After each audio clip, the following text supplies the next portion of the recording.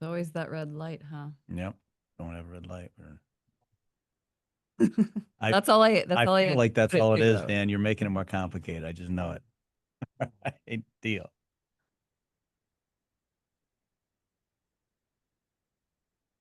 Hello, everyone. Welcome to another edition of the Empowering Entrepreneurs Podcast. I'm Glenn Harper. Julie Smith, What's going on, Jim? just burning all the lights at the ends of everything and living on caffeine. Is there any other way to roll? I don't think so. It doesn't appear to be the case. Well, we're excited today. We've got a amazing guest. I've got this little bio here I kind of put together. So, Steve, be patient. It's going to be a bit. All right. All I'd right. like to introduce Stephen Gelley, entrepreneur extraordinaire. He has mastered being an owner operator and an owner investor. He has never met an exit he didn't plan for, and he has executed all of his expectations. He's the CEO of Blueprint Ventures, managing partner of Open Access Ventures, and probably 25 other companies that the IRS knows about. In his spare time, he hosts his own podcast, Next Exit. When one has a great team and has an understandable desire to play 6 rounds of golf per week, is with great delegation and forward thinking that he's established enabled him to start, scale, and exit his companies, as well with consult with other entrepreneurs to help them achieve their dream of a 7 to 9 figure exit. A fellow bean counter who jumped in the tax and accounting meat grinder, he knew very quickly that there had to be a better way to deliver the compliance and advice his clients wanted and needed. After many battle scars, he elevated his acumen and changed the way his accounting and tax company practices in the CPA space. Even though he doesn't practice tax and accounting work today, he still has his hooks in the industry with the desire to make a cataclysmic impact. Living the dream life while playing hard, working hard, and being a husband and father, he still has the passion to do more than is necessary as he is drinking the Kool-Aid that he is producing. Steve makes working look fun as he navigates the venture capital space, bringing solutions to his select clientele. Thanks, Steve, for being on our show. My pleasure. Happy to be here. How do you rate that intro? I Good? was, I was gonna say we could bring everybody to my house and tell my family that too. That's great. I'm gonna carry that around. I feel like they just need to know, right? That's what it's all about. Well, I like to stalk our guests for some interesting things, and sometimes the internet gets it right, and sometimes it's wrong. But I'm going to go on a whim here, and it says that you grew up in Boston, Massachusetts, and you're a big Red Sox fan. I'm totally kidding. I think you grew up on Long Island, New York, and went to Half Hollow Hills High School, where you shared the principal duties with the principal because that's the kind of guy you are. And what was it like growing up on Long Island? Long Island, it was good. It was fun. You're close enough to the city to get the city life, and you're far enough away to get some of the quietness. It was great. Yeah. It's hard living in the Midwest in Columbus, Ohio, to comprehend. We think of New York as this just New York City, but it's really there's like normal suburbs and normal people living in out on the island, and we think of Long Island as being this a vacation place, but it's really not. It's a big community. No. It's heavily residential and a lot of people from the city moving out there. When I grew up, it completely changed now. Did you ever explore Shelter Island at all? See all the crazy people, or We've gone, yeah, we've done once or twice. When you live there, I went to the Statue of Liberty once. And I don't even remember it. When you live there, you never really take it in. Like when people come into town, that's really the only time where you actually experience it.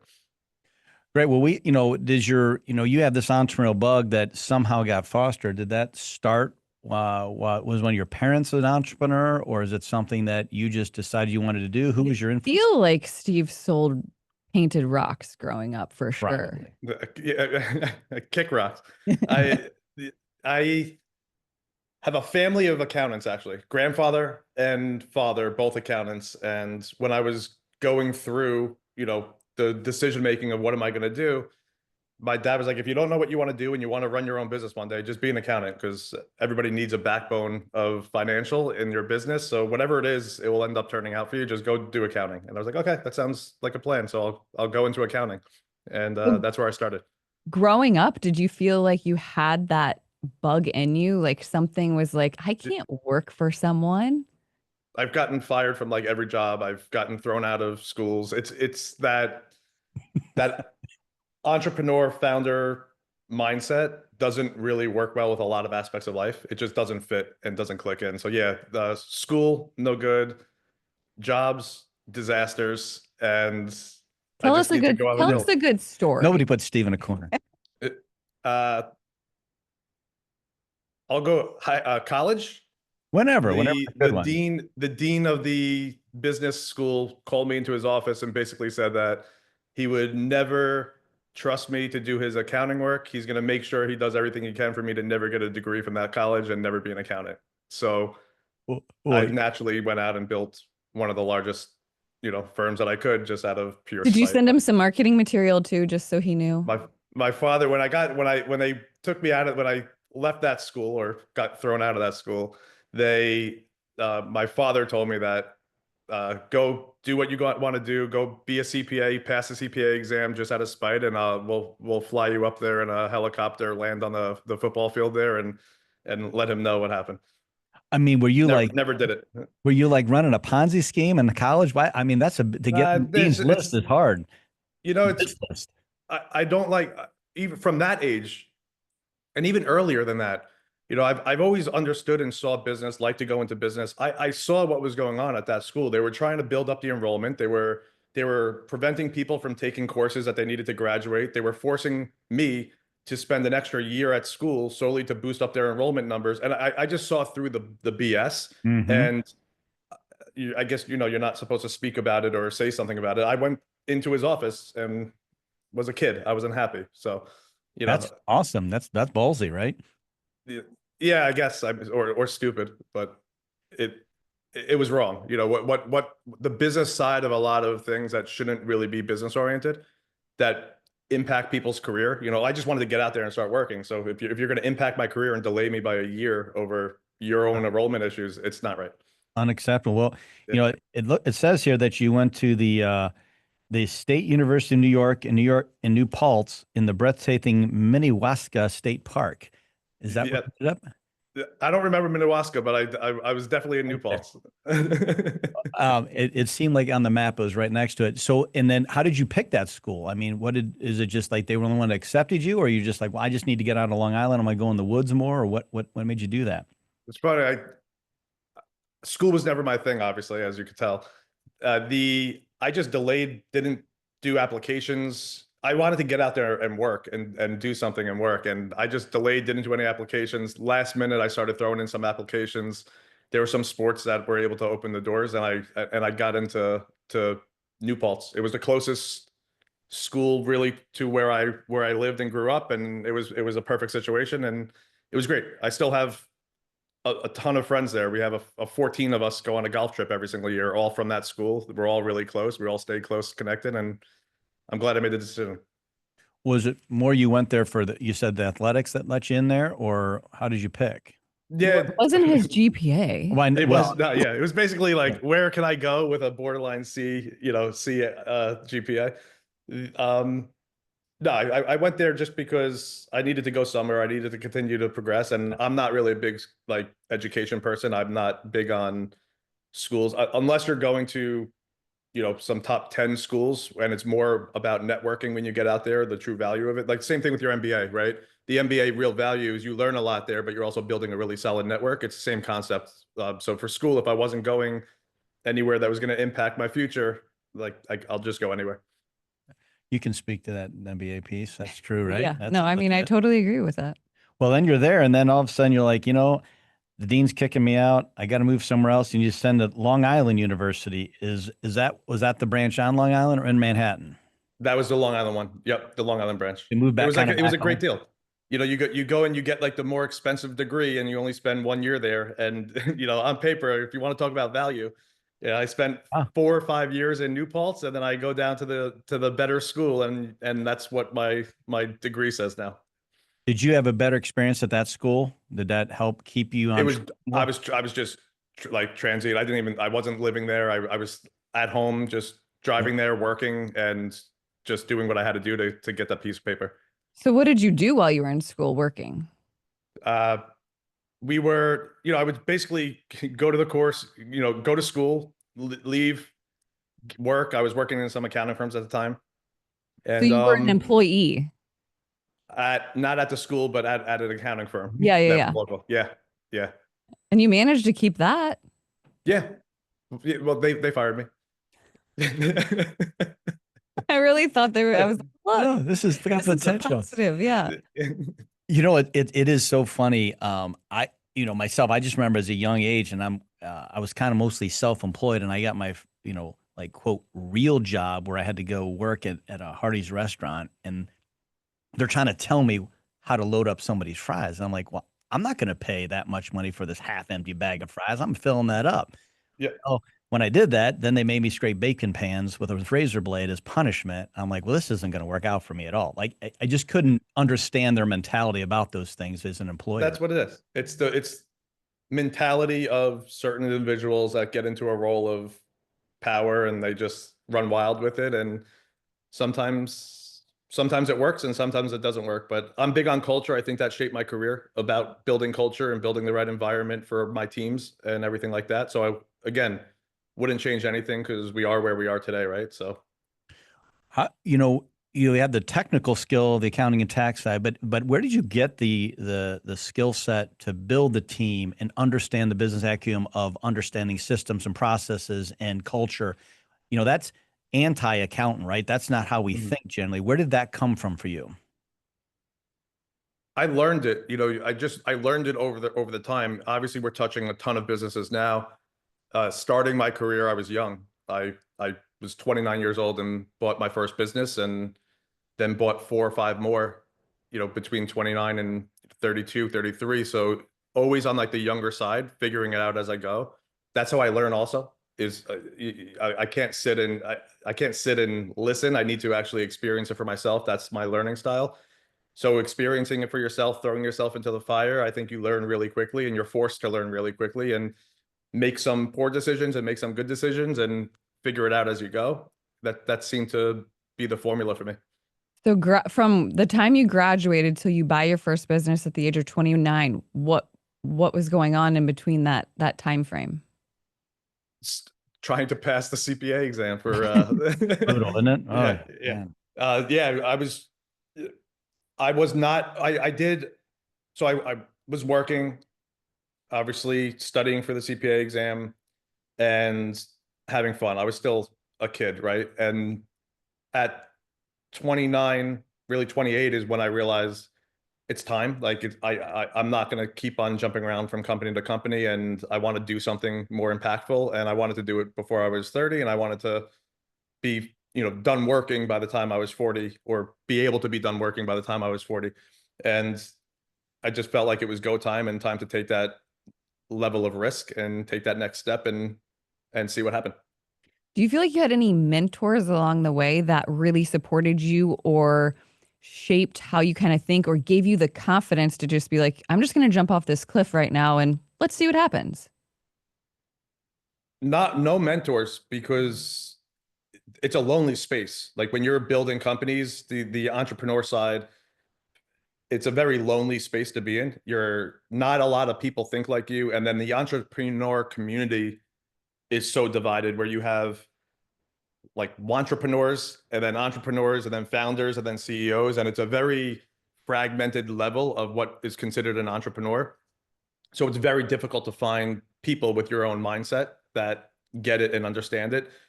So no, there was no real mentors. I think there was motivating factors along the way. I like to motivate off of people saying something's impossible or you can't do it. So I would self-motivate a lot and try and fight through by self-motivating and finding good, solid teams around me that I could then collaborate with and get that harmony that you really need to be able to build these businesses like we build them. So was your first business that you bought a CPA firm? Yeah, I bought a CPA firm, was the first business. It's funny, entrepreneurs, that usually it's 2 flavors. One is generally they are just destined from a young age. They're not scared. They just go and they'll figure it out. And then there's the other entrepreneur that it's lurking somewhere in the back of their head. They feel this calling, but they're scared. They're nervous. They got too many responsibilities ready. It's hard to make the jump, and they kind of got to put the toe in the water and slowly go into it. It seems like once you get in the pool, though, oh my God, we're all the same in here, right? But it's that getting in there quick for our listeners. Like, again, you got to just recognize sometimes this is just what you're going to do, and it doesn't really matter. You're going to jump in. And other times it's terrifying, But once you get in the water and you get acclimated to it, it's not that bad. I mean, it's horrible, but you know what I mean, right? Yeah, it's risk. You have to be really comfortable being uncomfortable throughout your entire journey, and being comfortable taking risks and playing around with money to some extent, and understanding the value of money and the impacts of what the wrong decision could make, and very methodical, very planned out. It's a game. It's a great game. It's a fun game to play, and it's my favorite game to play. So we talk a lot about peaks and valleys and in the journey of being an entrepreneur. Is there a specific valley that you can remember going through that really perpetuated your journey? There's a ton of value. It's nonstop. So momentum is the biggest thing inside building every single business, and fighting hard when the momentum is shifting down just to try and keep level and hold stable.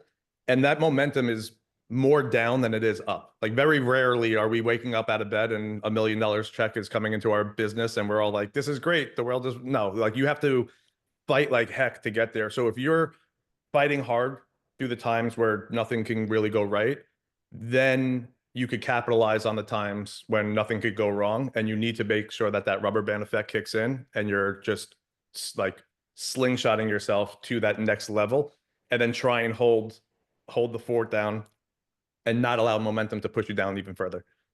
I was looking for like a story of like, man, I really made this terrible decision this one time. It put me in this valley, but without that valley, I never would have been able to go here. If there's anything that you can kind of think of that our listeners can relate to. I think it's all the small stuff, right? The first company that I bought, I had an issue with an employee and we termed the employee, and then that ended up having an issue with the partner who had a relationship with that employee of some sort. And looking back at it, like, maybe assessing the whole picture of the risk reward. Is it worth paying somebody 60 grand a year to make a $500,000 of revenue happy in your business? You could assess it differently. You don't really know how fragile certain things are, and that could be one of the areas that it was like heck, like awful dealing with. But then once you understand it, deal with it, overcome it, you just prevent it. And there's probably 100 of those little decisions where you get through it and you say, oops, probably could have done something else there, but you learn from it. I tell everybody I've never made a decision. I've never made a mistake in business because I've learned from it. I applied it, and then it gets me to the next level. And we're not going to be perfect. We're not going to run businesses flawlessly and perfect. We're going to plan for it. We're going to do everything we can to get there. There will be issues that pop up that are unforeseen, and we learn from them. So we're supposed to make mistakes, and we problem solve for a living.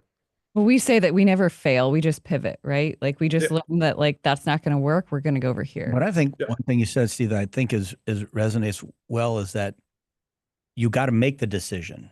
Like, I think that's the hardest part, where we have so many things bombarding us as an entrepreneur that you get paralyzed. You just can't make another decision. But if you can make the decision swift and decisive, at least you're going in a direction, right? And you can work with that. If you just sit there and not sure what to do as an entrepreneur, you're dead in the water. Completely. You make the decision. Go with it. Is the biggest failure that we find founders that come to us make, is they are scared to make the decision, and we rather you make 5 wrong decisions than not make any. Isn't that the darndest thing? Like, you cannot move forward unless you make bad decisions, because that's the only way you can learn. It's Yeah. not just, oh, everything's perfect and puppy dog tails and it just can't get there. I mean, maybe 5% of the time. Yeah, every now and again, right? Great. Well, you have a couple little. So, Steve, I think, there. if you could speak about some of the businesses that you've been able to kind of take and scale with, and then allude to like without losing your mind, right? Because taking and scaling a business to any entrepreneur sounds so daunting. So if you could think about how. I'm sorry. So I think what we're trying, there's a solopreneur, an entrepreneur that is an owner, doer. Like they're actually doing the work, right? They're doing all the operations. And then there's the owner investor who sets up the systems and just kind of at a high level has this company growing, and you successfully mastered that. So I think the question that you're asking is like, how do you get to that transition, right? I mean, that's not what I was Oh, asking, well, but we can definitely go with that. And then we'll dovetail to what I was yes. actually asking. Sorry, I thought that's what you're asking. I started writing checks after I sold my second business. We started writing checks into companies to fund them, right? I felt like I made my career and my financial situation from the startup world. Let's go ahead and pay it back and invest in the startup community and bolster the startup community and help these founders that were in my situation, where you're not living in a tier A market. You can't knock on a door down in Silicon Valley and somebody drop funding on the door. And you actually have to work and build these businesses in a lean, efficient manner. We wrote checks. We started chasing our money. I say we, it was a, a, a company that was formed to basically so that I could invest capital into. And you start chasing the money, and you start finding yourself being very type A and preventing the founders from making catastrophic mistakes. Don't hire that marketing company. Your dev costs are way too inflated. You should go look over here. Your unit economics are not going to work in this. We've experienced what your cost to acquire a customer truly looks like in this market, and you're way out of whack, and you're going to be losing money for every customer that you bring in. All these things you're starting to run and chase until it got to the point where I said, hey, instead of just writing a check, why don't I just build a team and then deploy that team in alongside the check to protect the money, so to speak. And that's what we've done. And what's rewarding about it, and what I'm learning too, is we could make impacts, and we could start turning founders into CEOs, which is really what the entrepreneur community needs. Entrepreneurs need to graduate into a founder. The graduation step is taking that first risk, calculated risk. Don't mortgage your house for everything you have and try and do something, and don't be misled. But if you take that calculated risk and you start to go in and build something and start something and get off that starting line, I now consider you a founder. And if you're building something substantial and significant, and you're building your team, and you're starting to really curate this business and grow this business, you're stepping into that CEO role. And we need to be able to graduate more entrepreneurs to founders and more founders to CEOs throughout our entire country. Wow. So how do you see that happening though? How does someone go and be able to, have enough awareness to be like, okay, I am here, I want to go here, and then whoever's here to go here? First step is you can't fake it, right? You're not just going to be able to tolerate risk, because there's risk. There's more risk going from entrepreneur to founder. Here's what I see. An entrepreneur is typically somebody who wants to get there, doesn't want to work a 9 to 5, but will do consulting and certain roles to try and get that next dollar, to get them de-risked so they could take the next step. And that's kind of where I feel like everybody starts their career. And then to actually jump into something big. And by the way, that entrepreneur might turn into a large consulting agency, which is now their next step in the journey of being the founder and CEO, or they might even bypass the founder title and go right to CEO because they're building something significant and substantial. So just taking those small steps, but you can't fake it. There's certain people who just don't have the risk tolerance, right? You could sit down and bring them to a casino, and you could legitimately understand who can do it and who can't do it. And you don't want the ones that are just shoving all in or max betting the table, because that's a recipe for disaster. But you could almost watch and see who has the ability to manage money, take calculated risks, and excel in the business world by watching them in certain sports, watching them play poker. You could legitimately understand who's got that ability to do it and who doesn't. It's crazy. It's funny. Like, this isn't like we're just going to throw money at this problem to solve it. Like, some entrepreneurs, they have the money, they just don't know what to do. They don't have the team. They don't know what the turnkey solution is. So, are you saying that that's something you provide for our entrepreneurs, is that turnkey solution, right? Yeah, we opened up Open Access University. We've had meetings with 70 or 80 venture capital firms now throughout the country in these tier B markets. We've gotten, South Carolina, Arizona, Miami, Wyoming, all these tier B markets, tier B, tier C markets of where capital is coming from. And everybody has the same issue. It's expectations, and not education as in school education, but awareness of the founder. They're jaded. We're all reading headlines of companies that are getting funded for hundreds of millions of dollars, and all we're seeing is the headlines. We're not seeing the 90% of the failure rates. We're not seeing all the other things that go along with failing businesses, running businesses, relationships breaking up, suicide rates, mental health issues. That you're not seeing any of that, because all we see as an industry is what's being pumped out there, which is a success story. So how does, as an entrepreneur that's looking to make that step, they're sitting over here going, where do I find this talent? Where do I find these people? Like, I don't even know how to do this. How do you acquire that talent on your team where you have that turnkey solution? What's your secret, if you don't mind sharing it, of where do you go and how do you find the people that help you execute on that promise that you've trying to give your clients? You're fractionalized. So you got to get the high level resources at a fractionalized cost. So, and now, like this day and age, there's so many resources out there that are available, and there's just going to be more and more, right? No matter what your business is, you could find these fractionalized resources to come in. You could get the value of paying 300 grand a year for somebody to come in and provide you, a large level of experience, knowledge, and build a foundation so that you could then go ahead and build off of it. And you don't need to pay that 300, 350 a year, which is what it would cost to bring them in full time. So fractionalizing is huge and key. Test trial runs is all that we do. Think about the I think we have 50 or 60 people that are working inside the open access organization. It's tough to find the right fit. Who could work on what industries? Where do you deploy them? How do you put them? Test runs, trial runs are amazing. Bring somebody in, make sure they're a good culture fit, hire for culture, make sure that they get it, want to have it, and run a 30-day trial to see how you work together, and then move quickly. If it's not the right fit, move on. A lot of times I see organizations scared to free up somebody's future. If it's not a fit for you, it's probably not a fit for them. And we should all be working together to make sure that everyone's in the right position and is the right fit.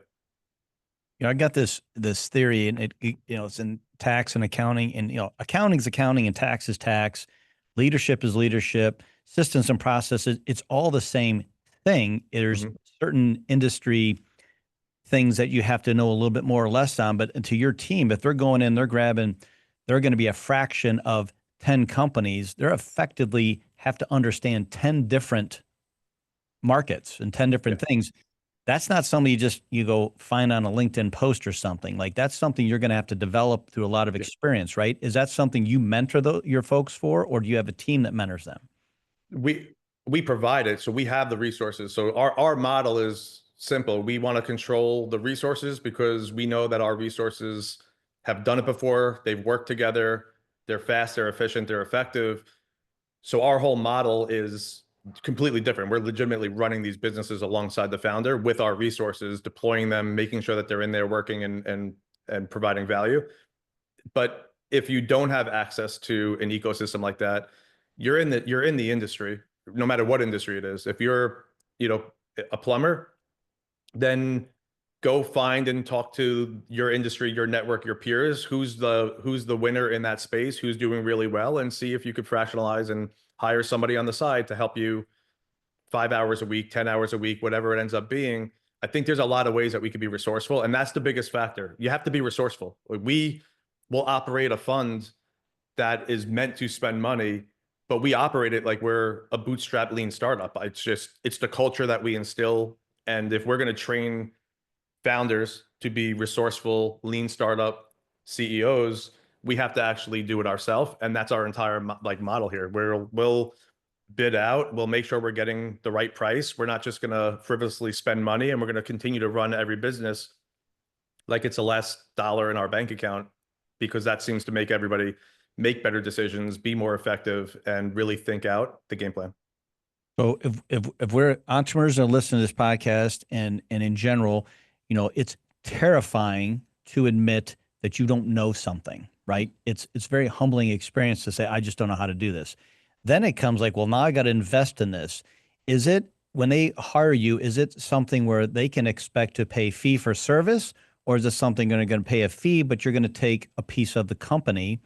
But they're never going to get there on their own. And if they partner with you versus just hire you, is that the better path for an entrepreneur, or is it something where you just rather do a fee for service for them?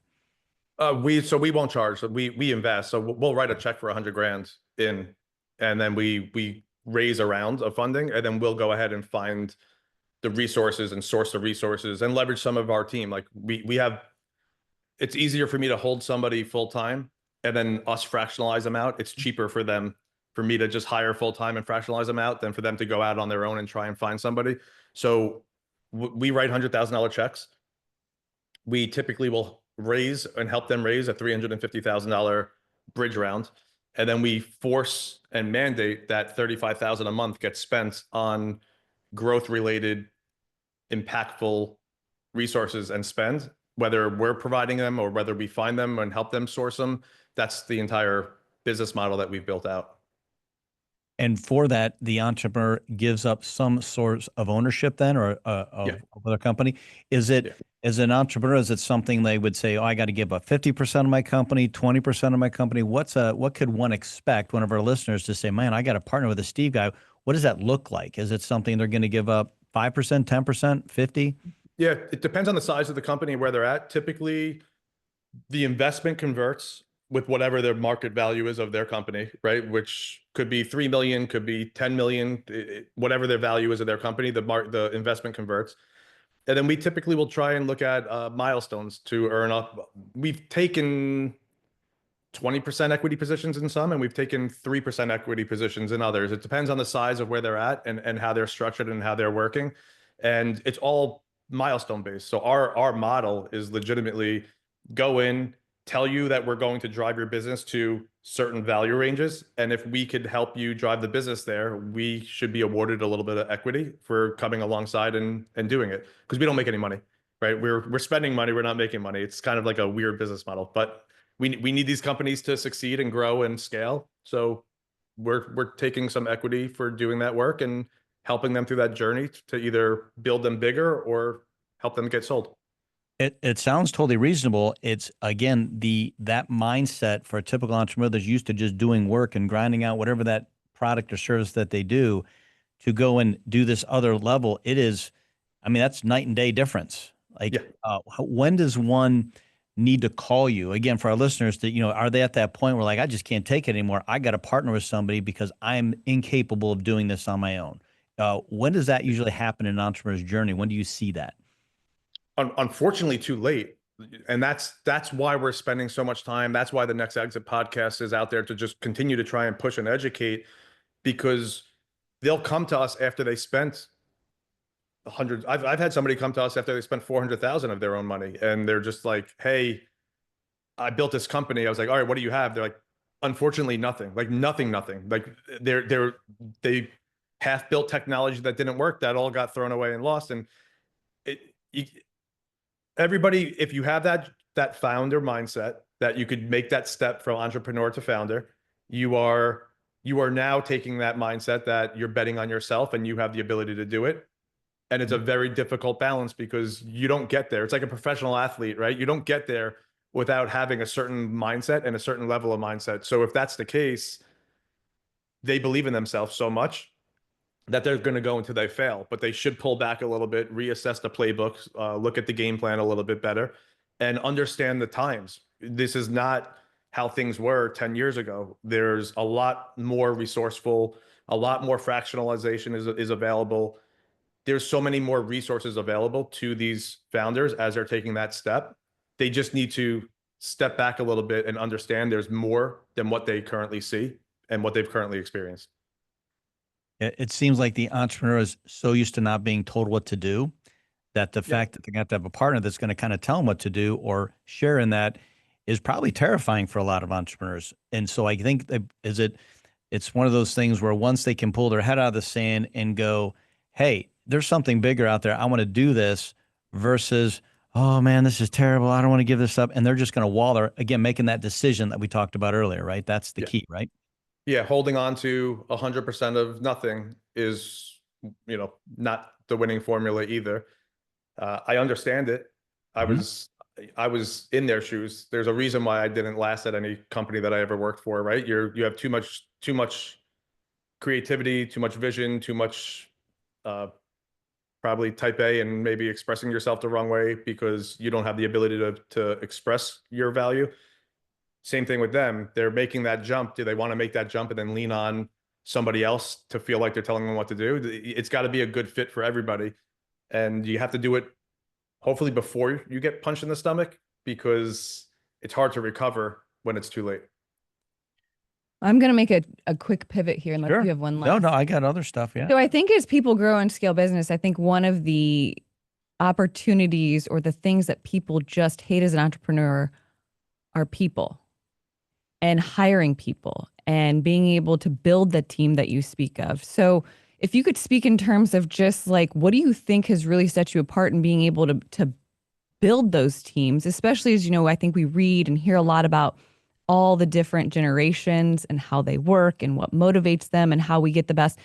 I just think building that team and being able to do it effectively and efficiently is something you've probably been able to do. And you've probably pivoted a lot. But what could you tell our listeners in regards to they're at a point where they need to build this team around them in order to scale? What advice could you give them? Positioning this the right way so it doesn't come off wrong. Mhm. You can't hire people that you like and only because you like them. Because what ends up happening is us as humans will gravitate to similarity, right? So if I'm very similar to Julie, then Julie and I are going to have the same holes, and we're going to either be high execution or high vision, or we're going to be lacking something. And a lot of times people will click when you're interviewing them, hiring them. And countless times I've heard people say, you know, how'd that interview go? I really like them, right? Isn't that like typically like the number one thing that they say? I really like them. I'm not saying hire people that you don't like and despise, but you have to balance out your weaknesses. You have to be aware of your weaknesses. I am a very high execution person, but vision is there. And without the level of detail, I will not succeed. So I need to hire a team that is filled with a bunch of detail that will not let anything slip through the cracks, so that we could actually flawlessly execute the game plan, instead of going down this path of, we're going to build this mountain over here and we're building the mountain, but nobody's there to set the foundation or figure out, you know, how do we even get up the mountain and where are we at? And next thing you know, you're lost, right? A lot of times we're building the plane in the air as it's flying, and you need to make sure that you maintain balance and interview for that balance. You truly need to understand yourself. You have to be real with yourself. It's not a negative. You're not going to be amazing at every single role in your organization. So find somebody who is, to balance you out, and you will butt heads with them. I butt heads with my extreme detail people all the time. When I send something out and they're like, hey, you know, this, to me, it's high lift, high effort, tedious work that I feel like I'm doing. To them, it's natural, quick, and efficient. So for me to jump back in and fix this little minute level of detail drives me nuts, but it holds me accountable and forces me to balance myself out. Wow. So how do you feel about all the generations that are in the workforce right now and being able to kind of balance, take the emotion out of it, liking someone? How are you able to hire across all generations to be successful? I did not know the age of 3 of our core team members until very recently. And HR one of loves them, you. what's Sounds that? cool. I said HR loves you. Yeah. You don't ask the question? What? I hired, put them into roles. They're in leadership roles in our organization. And then all of a sudden turned around, and somehow it came out in a random Zoom meeting where somebody asked one of the people that are working with me, like, hey, how old are you? And he was like, I'm 23. And I was like, you're 23? And like, I had no clue at all of the age factor. And he's legitimately running and successful. But I experience ageism. Like when I'm buying businesses in my 20s, I experience it. So I just naturally don't go there. I'm looking at more than just that age. And to me, experience, quality, resourcefulness, culture is so much more important that it just kind of blends out. So I don't look at or notice age.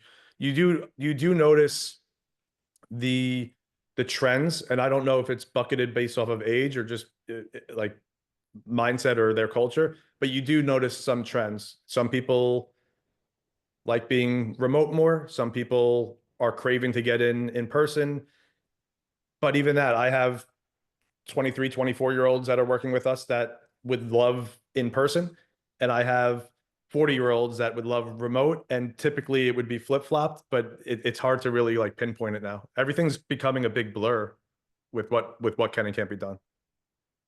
It's just, it's so bizarre to, you know, as I talk to all clients that I have and and colleagues and whatnot, like the number one thing is how to find people and how to find people. And here you are, you're able to identify them.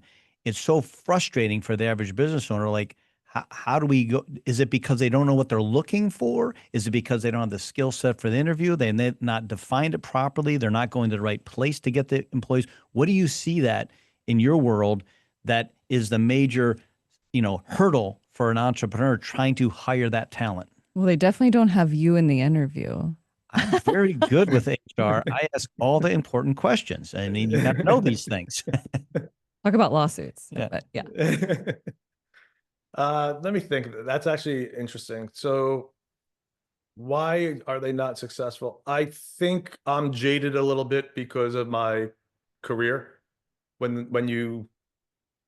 It's easier for me to hire now than ever before because I I could be Googled, so to speak. I do see a difference also in the credibility factor where I'll have team members who come on board with us that never were successful in recruiting, and all of a sudden they become part of the brand that we built, and we're able to recruit more. I think recruiting and hiring is another aspect of marketing and branding your business, and I think that a lot of people tend to look towards marketing and brands for customers, but you should be marketing and branding your culture internally for staff and reach out. We worked with one of our companies in Blueprint, the private equity side. We worked with them extensively because they needed to hire and they weren't having a easy time hiring. And we extensively looked at just rebuilding the culture internally. So you actually have something in a place where people want to be. And it took us 2 years to start to revamp that. We ran a whole social media campaign having nothing to do with customers, but just highlighting the work, the culture, and internal, and your marketing. You're selling somebody or persuading somebody to do something, whether it's a client or whether it's a team member, it's the same exact thing. You still need to provide value propositions. Listen, I'm willing to learn on all this. Steve, can I record that and just play that every time he mentions something? It's just a funny thing. Again, the mindset of a doer versus somebody who's going to be a leader. It's just so different, and everybody struggles with that and making that decision. I mean, that's just a real thing. Do you find with your clients that hire you and partner with you, do you find that they come to you more of a concept, a dream, a vision, or are they coming to you for they want the cash, they want the money? Which ones do you feel are more successful that you work with? The founders that have vision and acknowledge that the execution isn't there and they need help with specific resources is the most successful. Everybody comes, like 90% is coming because they want 100 grand from us. That's what it is. We're gonna invest $100,000 into 80 companies. That's what our model is, and we're here to impact 80 businesses and see what it does to the ecosystem. But what we're starting to find over our journey is the ones that have been punched in the face or kicked in the stomach a little bit are a little bit more understandable. They've gone through it. It's experience, right? If you're starting today, you're not going to start and being like, well, I'm going to fail, but we're going to go do this anyway, and I'm going to run right into that wall. You're not thinking that mindset. You think you're getting through that wall. So you need to bounce off, you need to fall, and you need to understand, okay, there's something else here. It's not that easy. If it was easy, 90% of people wouldn't fail. Like, that's the reality of it. And that's every business owner. 90% of businesses fail. It's not that easy to do. We're all 90% of us are missing something. That's really the true reality of what it is. And to further, is it do you find your clients, they're chasing the dollar or they're chasing this idea of what they want to build? Which? They're chasing a vision. They're chasing the idea of what they want to build. They think that money is the only thing that they need.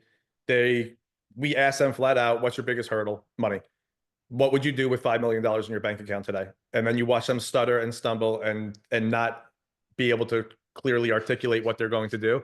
We tell them, if I give you $1 million in marketing budget tomorrow, where would you spend it? Well, we would test. You don't test with $1 million, right? So all of this mindset needs to be educated and needs to be shifted. It's legitimately the only reason why we opened Open Access University, is to provide the insights, educate, reshift the mindset, stop reading the big headlines that are just getting clicks for people to think that the economy is booming and the world is great and startup community and VCs are amazing. They're not. You know, a lot of them are predatory. The VC space isn't the greatest space. It's not a fit for everybody.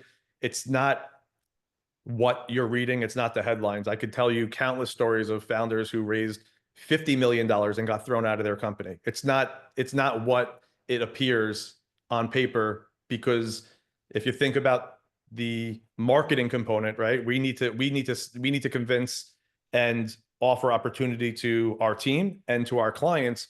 Well, so do the VCs, and so does private equity. So and everybody needs to make a business model work behind it. So how much that's going on out there is really what you're reading and how much isn't. I've seen behind the curtains. I run 2 funds. I built businesses as a founder side. I understand the entire game that's being played, and it's not the most favorable game to founders. We're not really, the industry is doing a disservice more than anything. But I think to your point though, is your track record, you can literally show a potential new client, this is what you can expect because you've done this. And this is how your culture and your team and your partners and all your VC, this is what they're expecting. And you can say that pretty definitively. That probably gives them a lot of comfort, your new customers, right?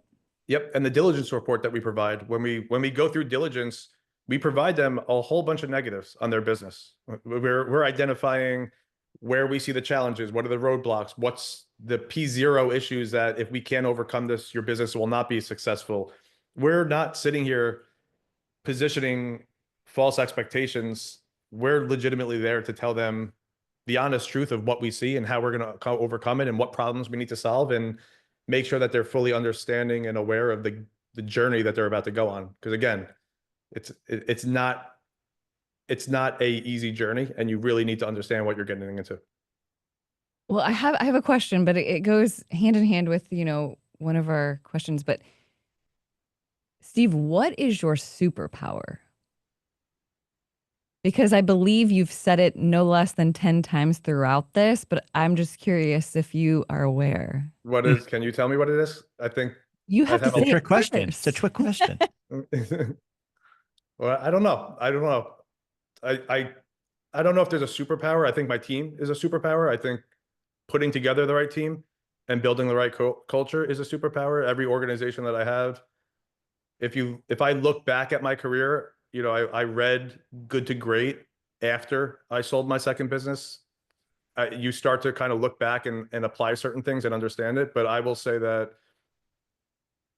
getting lucky and picking the right people to run and build an organization with, if you call it a superpower, that's a superpower. If it's luck, it's luck, but I'll take either one.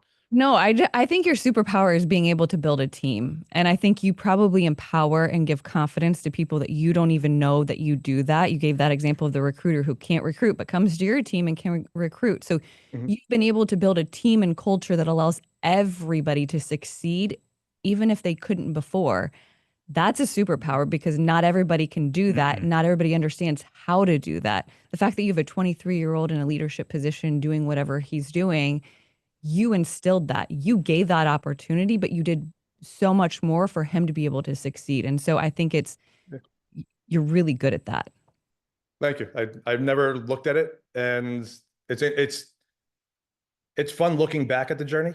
Sometimes, a lot of times, we're so caught up in the next thing that it's so difficult to look back at the journey and really dissect it. So thank you. This is great to point that out and great to hear. And I could look back at that and reflect and see what else I could share from that aspect to help other people do the same. Yeah, I think you could. I nailed that superpower. Nailed it. That's all I got. It's the mic drop moment. So that's all I got. This is great. We do a 10 key adding signal when it's a really mic drop moment. Bang. That's still up for survey. I can't get there. I think it's got to be in here. Well, I think, I think Julie usually has one more big question at the end. That was my big question. EG. Oh, well, I guess I know the answer. We know the answer, but we got to ask it because it's a thing. But now that you know your superpower, what's your end game? What's my end game? Yeah, because in the beginning you said you were going to stop working at 40.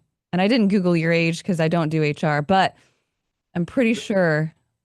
I'm 44 now, and I stopped working for 6 months. Yeah. I'll tell you this, and it might go back to the team concept and how I like to try and build culture. I've gone through the journey of the founder entrepreneur role. You go through your ups and downs and you figure it out. There's a little bit of that. You come out the other side as one of the 1% that come out that way, or maybe 1.5% that come out that way. And it's a disservice to throw it away. So for me to just throw it away when I could bring in teams and then start to share that and elevate. I never had that stepping stone. Obviously, grew up on Long Island. There's some level of privilege that sits with that and lies with that. And I could get a bank loan when other people can't get bank loans. So I've had the journey that allowed it, but I've never had the easy button pushed or somebody to just come into and you had to fight for it and grind to it. So can we take other people that are similar, that have gone through the journey, that just didn't get lucky and hit the luck factor and bring them there to succeed? That's what the end game is. That's why open access exists. That's why Blueprint exists. And that's why pretty much every company that we build out of the private equity side exists. It's for the people that we're going to work with and not really myself. Isn't that funny that your superpower is your end game? Yeah. Yeah.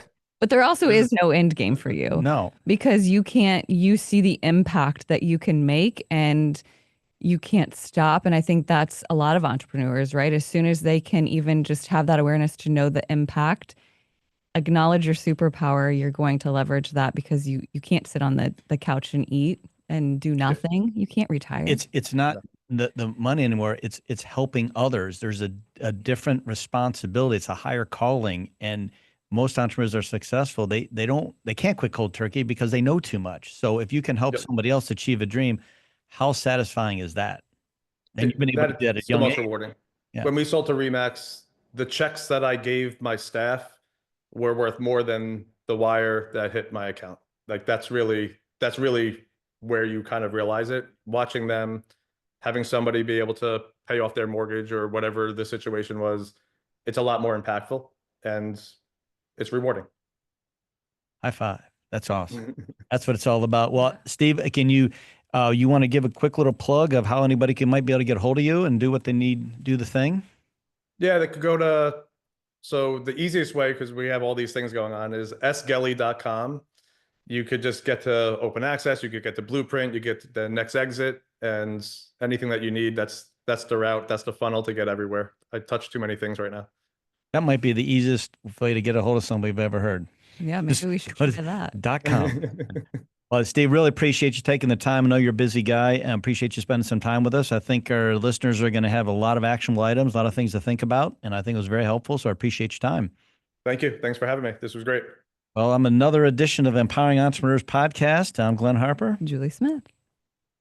Thanks, Steve. That was great. Awesome. Thank you. That was great.